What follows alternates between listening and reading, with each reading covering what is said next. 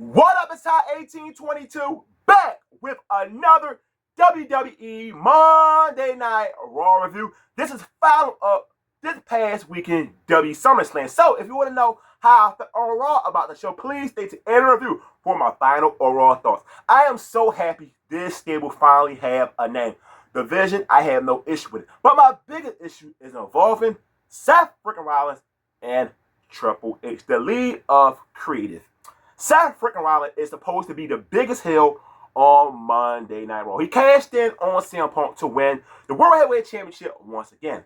My biggest problem with the Seth freaking Rollins character as a heel, he continues to play to the crowd like a babyface. The crowd loves his theme song. It's so catchy and they cannot boo him. Triple H fix this problem. Now, we get this segment, Paul Heyman, love me some Paul Heyman, but he can be very repetitive. We've seen this type of segment for the last couple weeks on Monday Night Raw when Seth Rollins was there. Then they get interrupted by LA Knight.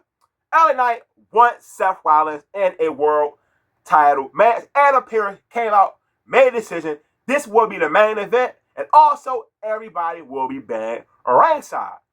But does Triple H have the balls to do something crazy later on? I'll get to that.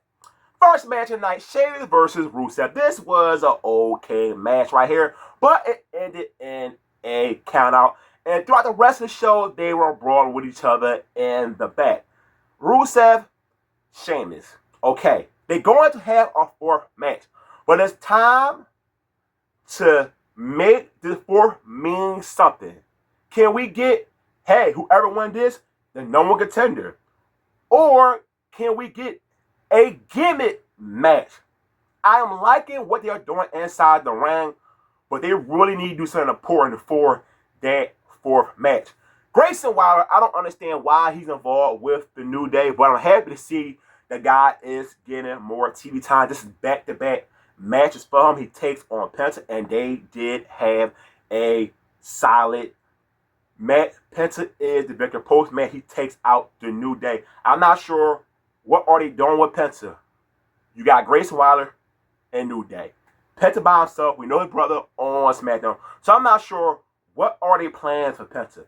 At one point, Penta did have his feuds when he came in NW. But as right now, he is not doing anything important. But good thing is he's still consistently on W television. So you got to take something when it comes to Penta. Charlotte Flair, Alexa Bliss, your brand new women champion. They defeated Roxanne and Raquel at SummerSlam. And I'm really liking this pairing. And the crowd in Brooklyn chanted, "You deserve it." And Charlotte Flair reacted. She was happy. And that wasn't her character talking. That was Ashley talking. Because she knows how much the crowd been on her ass for the last couple of years. And you can see she is finally happy with the crowd being on her side.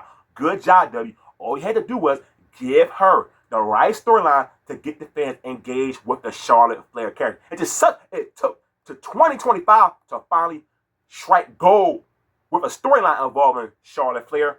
Roxanne Perez and Raquel Rodriguez came out.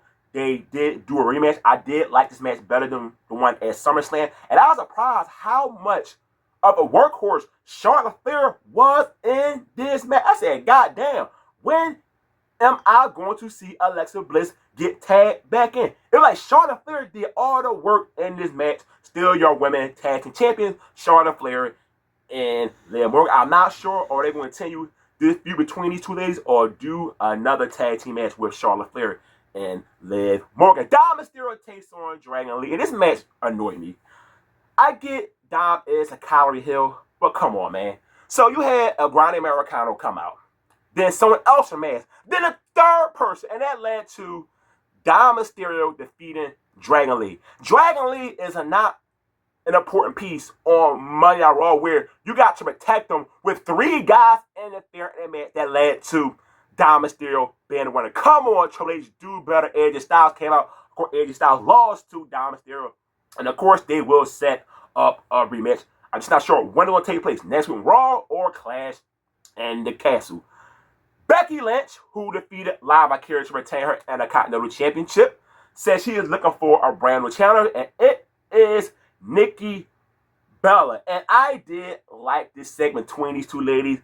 Nikki was talking about she felt that at one point the division was left in good hands with Becky Lynch, but see what Becky Lynch is today, and she is disappointed with her. She a liar just like her husband Seth Rollins. And then they start taking these shots at each other about how Becky was like, I'm in what do you call it again? Adam Sandler movie on Netflix. Oh my God, how can I remember that movie? Oh, damn. That's bad on my part. Because I know this movie. And it's a legendary, the original version. But she was like, Nikki Bella, your part got cut out. And then they got to the husband stuff. And, you know, Becky was like, man, Seth, Happy Gilmore too. That's it right there. I had to remember it. So she was like, me and Seth are the greatest couple in W history.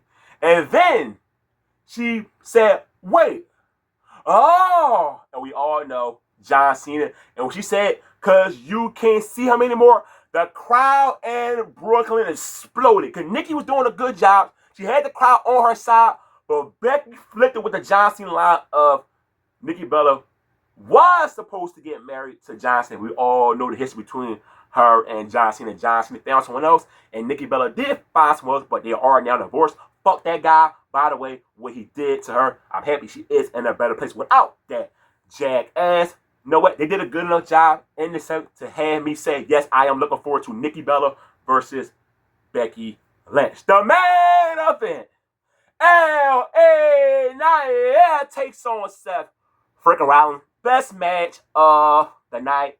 This is what I was hoping for. We all knew CM Punk would get involved, which he did. And I'm like, okay, everybody band reigns. I imagine if a rub buck take place and CM Punk come out and take out Seth Rollins, hit him with a GTS, and LA Knight pencil, and you're a brand new world champion. LA Knight. But of course, we did not get that. Punk did come out and led to a no disqualification. Then we got a brawl going on. You got Brian and Brian get involved. And it looked like the show would end right there with that. But no, the Tribal Chief Roman Reigns make his return.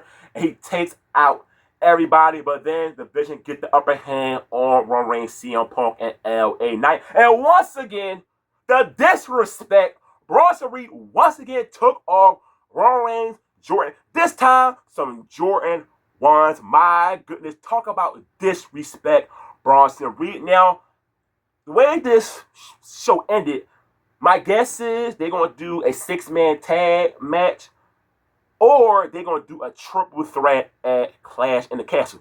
I know WWE been on fire with a lot of these triple threat matches, but are they going to do another one already? Will show. See, the episode of Monday Night Raw, it was an okay show. I really didn't expect this show to be like a banger of a show coming off SummerSlam weekend. So, if you watch Monday Night Raw, negative, positive, I will respond to everybody in the comment section. Hit the like button on this video. As always, don't forget, hit the subscribe button. I'm out. Peace.